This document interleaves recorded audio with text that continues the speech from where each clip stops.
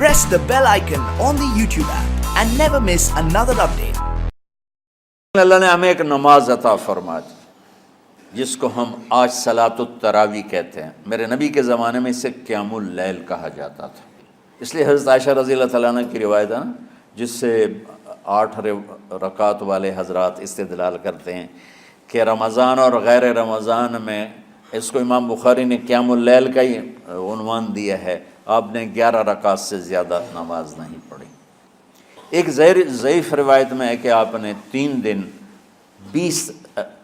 دن پڑھائی نماز، یہ تو صحیح روایت ہے۔ کتنی رکعت پڑھائی؟ تو ایک ضعیف روایت میں ہے کہ 20 رکعت پڑھائی۔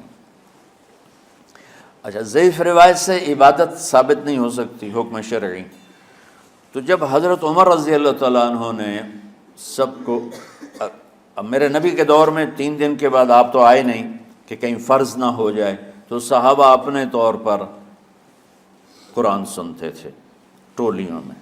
صدیقی دور میں 2 سال وہ فتنوں میں گزرا، تو اس میں بھی اسی طرح چلا کہ ٹولیوں میں ہوتے تھے۔ حضرت عمر رضی اللہ عنہ کے زمانے میں حکومت مضبوط ہو گئی، طاقتور ہو گئے، تو ابتدائی سالوں میں نہیں، چند سالوں کے بعد اب مسجد میں تشریف لائے تو لوگ اس طرح کوئی 4 ادھر 4 ادھر 5 ادھر 10 ادھر 20 ادھر، تو کہنے لگے ان کو ایک امام پہ جمع کر دیا جائے تو کتنا اچھا ہوگا۔ تو آپ نے سب کو اکٹھا کیا اور ابی بن کعب رضی اللہ تعالیٰ عنہ کو امام بنایا اور سب کو ایک نماز پہ جمع کر کے 20 رکعت کا حکم عطا فرمایا۔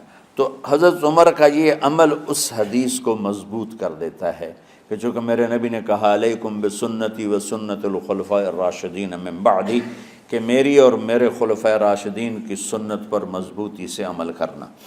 تو حضرت عمر کا جو 20 رکعت طے کرنا ہے، اگر ان کا اپنا اجتہاد ہے تو بھی ہمارے لیے عمل کے لیے کافی ہے، اور اگر ان کو یہ یاد ہے کہ میرے نبی نے 20 پڑھی تھیں تو اور زیادہ اچھی بات ہے۔ لیکن بہرحال جو 8 پڑھتا ہے ہمارا اس پہ بھی کوئی اعتراض نہیں، چونکہ وہ بھی حدیث کے ساتھ بات کرتا ہے، اور باقی پوری امت 20 پڑھتی ہے ان پر بھی اعتراض نہیں۔ میں ایک جگہ سے گزر رہا تھا، نماز کا وقت ہو گیا، اہل حدیث کی مسجد تھی، میں وہاں نماز پڑھنے چلا گیا، تو ایک بہت بڑا اشتہار لکھا ہوا تھا 20 تراویح ثابت کرنے والے کو 5 لاکھ روپے انعام، کہ 20 تراویح، سینکڑوں سال سے امت کا عمل 20 تراویح آ رہا ہے۔ تراویح کا نام جو پڑھا مجھے یوں لگتا ہے کہ اہل مکہ، یعنی اہل مکہ جو تھے نا، وہ 4 تراویح پڑھ کے ایک طواف کرتے تھے، تو وہ آرام کے لیے ہوتا، ترویحہ آرام، تھوڑی دیر کا آرام، تو 4 تراویح کے بعد ایک طواف کرتے تھے۔ وہ چھوٹا سا طواف 10 منٹ میں ختم ہو جاتا تھا، اور پھر 4 تراویح پڑھتے تھے، پھر طواف کرتے تھے، پھر 4 پڑھتے تھے، پھر طواف کرتے تھے۔ یہ صحابہ کے تھوڑے بعد کے دور کی بات۔ تو مدینے والوں کو پتہ چلا کہ مکے والے تو یہ کرتے ہیں، وہ کہنے لگے اساں کی کریے، انہوں نے کہا اسی 40 تراویح پڑھیں گے، 40 رکعت، وہ 40 رکعت پڑھتے تھے۔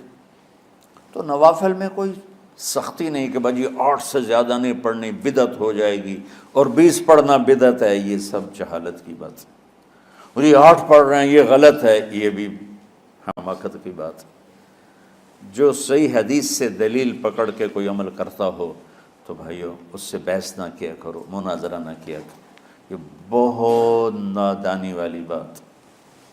اور امت کا خلق لاکھوں کروڑوں انسانوں کا ایک عمل پہ جمع ہونا، یہ بذات خود اس کی طاقت کی ایک دلیل۔ اور حرمین جب سے میرے رب نے حضرت عمر نے 20 رکعت شروع کی، آج تک وہاں بھی ساری مساجد میں 8 رکعت تراویح ہوتی ہے، لیکن حرمین کی مسجد میں 20 رکعت، ادھر بھی ادھر بھی۔ اور یہ جو وہاں ختم قرآن پہ دعا نہیں مانگی جاتی، یہ کس کا عمل ہے؟ حضرت عثمان کا۔ حضرت عثمان نے اپنے دور خلافت میں تراویح پڑھانے والے سے کہا جب قرآن ختم کرو تو دعا کرنا۔ وہ کہنے لگے جی کیا دعا کروں؟ کہ جو تیرے دل میں آیا کرنا۔ تو ختم قرآن کی رات تراویح کی آخری رکعت میں من الجنت والناس کے بعد دعا کے لیے ہاتھ اٹھانا، یہ حضرت عثمان رضی اللہ تعالیٰ عنہ نے اس کو زندہ فرمایا۔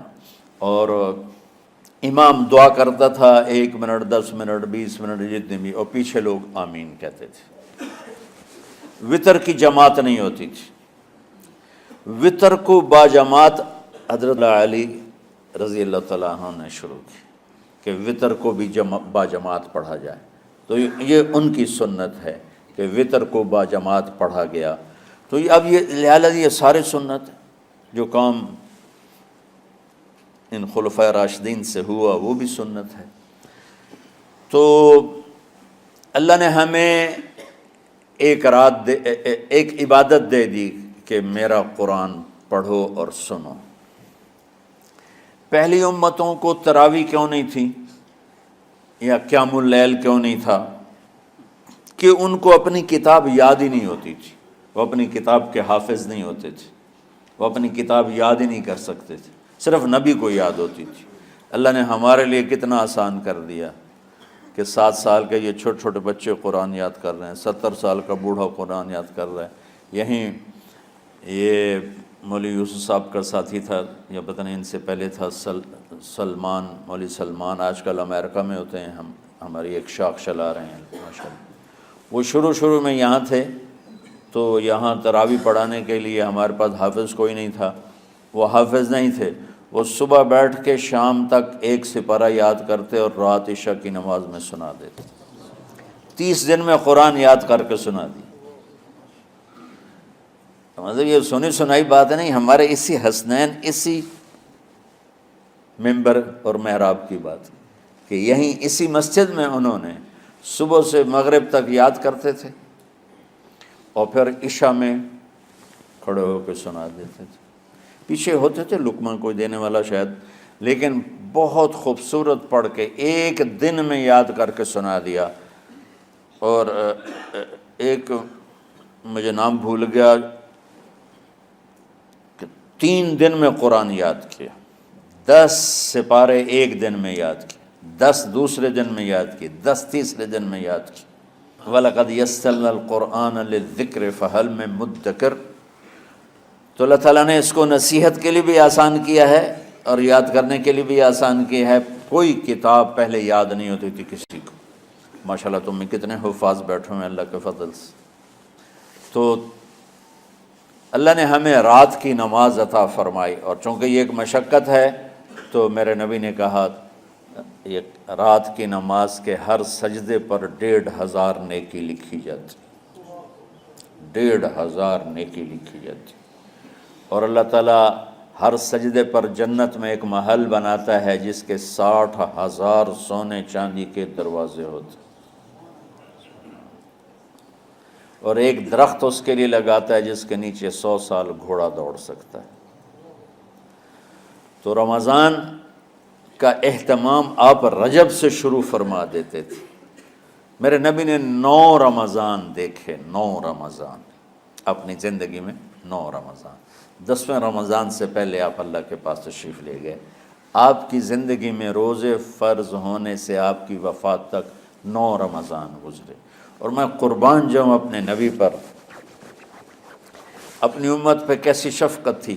آپ سحری کھاتے تھے بالکل آخری وقت، ادھر بلال اذان دے رہا ہے اور ادھر آپ آخری لقمہ کھا رہے ہیں، اور ادھر سورج نیچے ہوا اور آپ کھجور منہ میں۔ ایک آدمی اوپر کھڑا ہوتا تھا مدینے میں تو وہ چھت پہ، گھر کی چھت پہ کھڑا ہوتا تھا، سفر میں ہے تو وہ کسی پہاڑی پہ کھڑا ہوتا تھا۔